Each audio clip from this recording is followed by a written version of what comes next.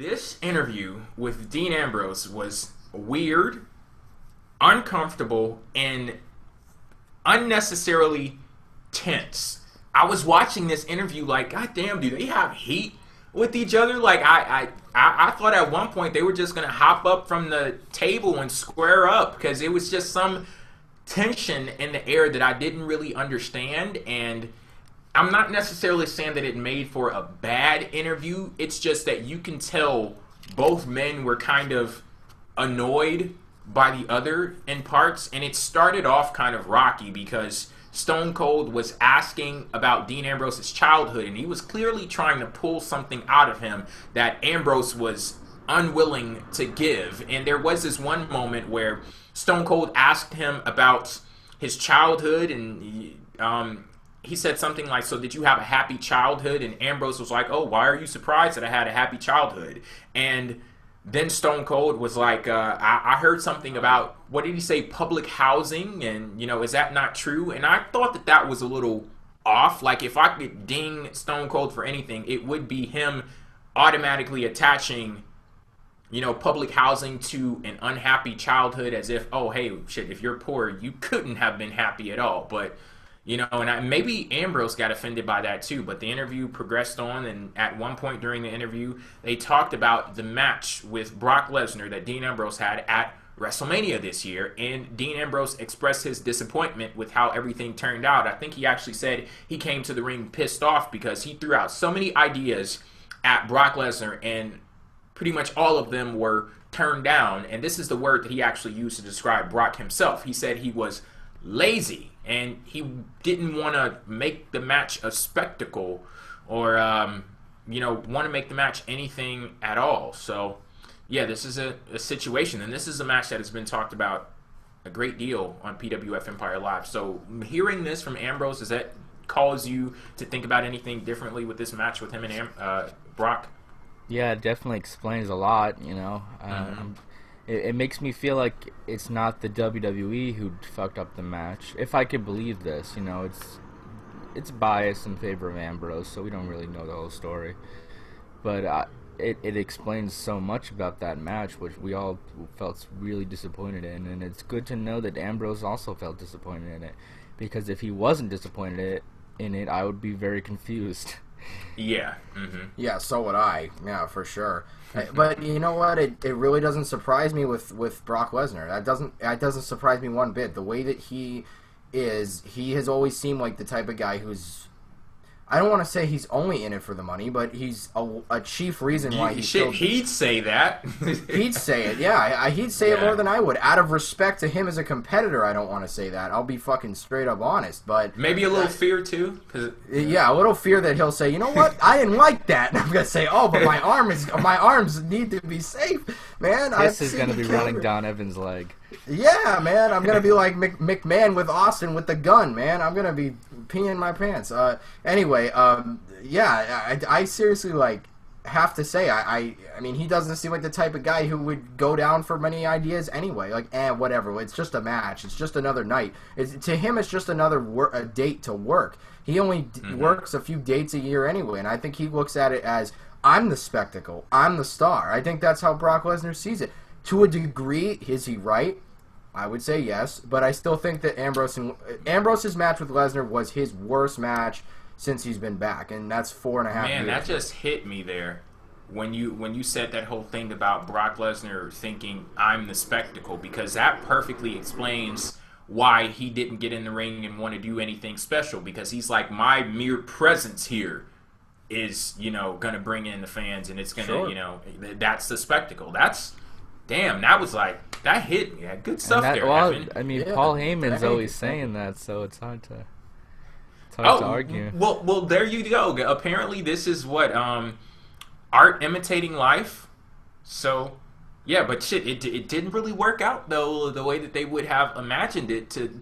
And, yeah, I pretty much agree with you all. I'm glad that Ambrose saw that match for exactly what it was. And it kind of sucks because you would hope in a situation like that, that's something that you can look back on and be proud of and say, damn it, I faced the beast at WrestleMania. But that he can't even look at that and act as if that's an achievement for his career or a highlight of his career, performing in a big time match at WrestleMania. And it sucks for Ambrose, and shit, me being a person that was in the audience having to watch it, sucked for me too. But for this interview as a whole, there was so much friction between Ambrose and Austin that it just came off very weird to me. You could tell that Stone Cold was disappointed in Ambrose in so many different aspects. He was disappointed in what Ambrose was bringing to the table because he ended the interview literally telling Ambrose that he was resting on his laurels and he wanted to see him step it up. And then you could also tell he was disappointed in the way that Ambrose wasn't bringing any fire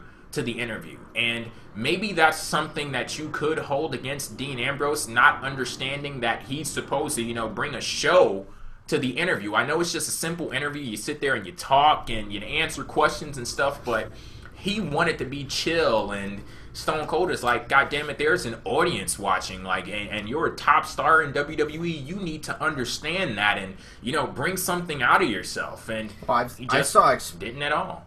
I saw expressions on Stone Cold's face that I haven't seen since he was in the ring in the middle of a feud, making those faces at his opponents. He looked really Or maybe tough enough with Ariane.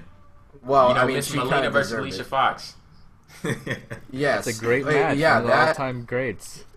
I want to talk to her and ask her which specific match was she talking about, because I'm sure they've had like a million fucking matches. Like on what date?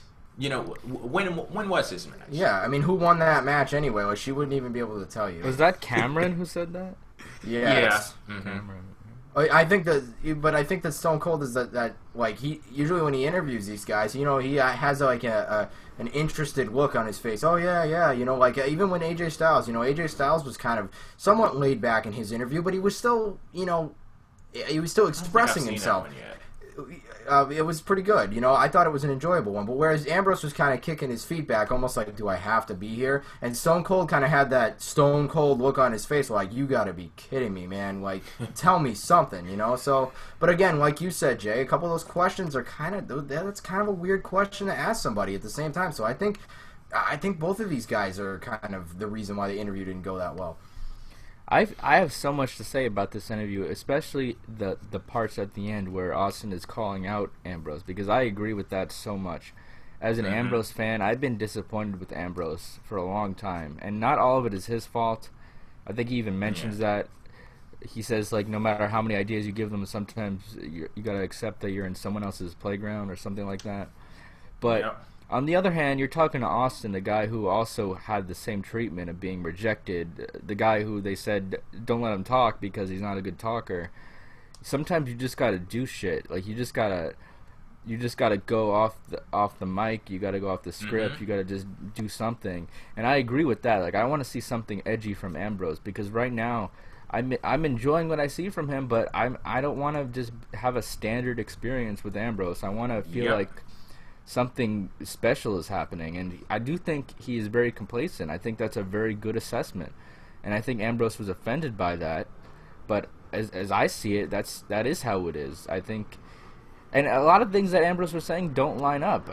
I don't think Ambrose is evaluating his performance as well as he could be, because he was talking about how his style is more hard hitting, like he likes that like raw, hard hitting style, but when it comes to his offense, it doesn't look very good. It always looks kind of weak, right?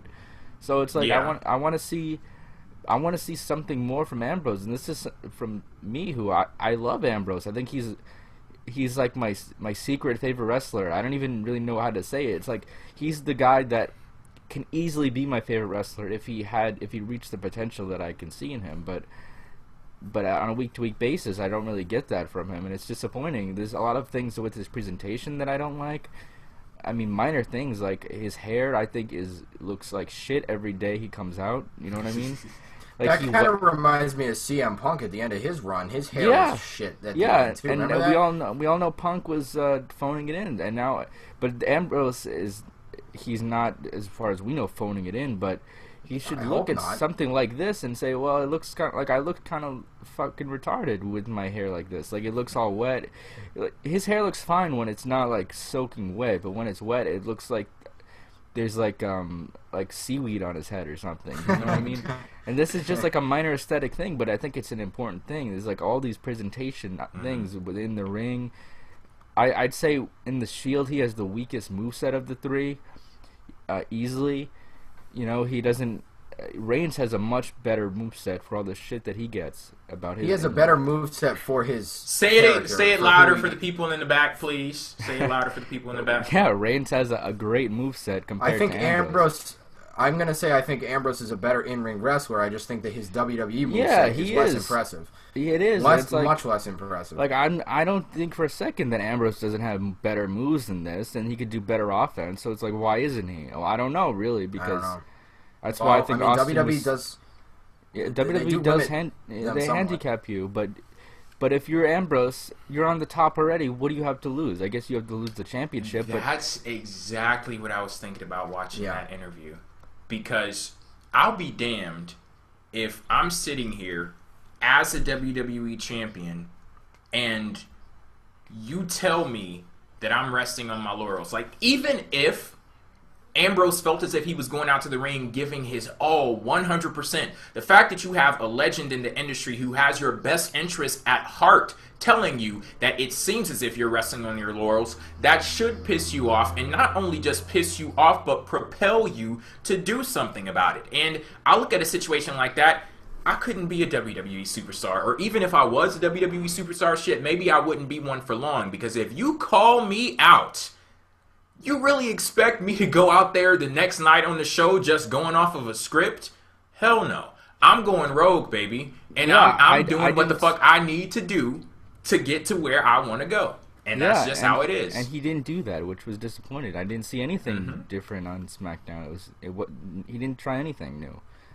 And maybe he's planning on it. Maybe he's just going to brush that off and say, well, Austin doesn't know what he's talking about. I think that'd be a huge mistake because, like you said, it's Austin. I mean, you should probably take him seriously. You know, he knows a thing or two about this. And to be fair, I don't think he will brush it off. I think it could be a case of, you know, you get defensive in the moment and then you reflect and you say, okay, maybe he was right. So we'll see. But, yeah, I really think that Ambrose needs some sort of spark. And I think the heel turn would do wonders for him, but I don't know. I don't know what it is with this guy. He does feel very complacent.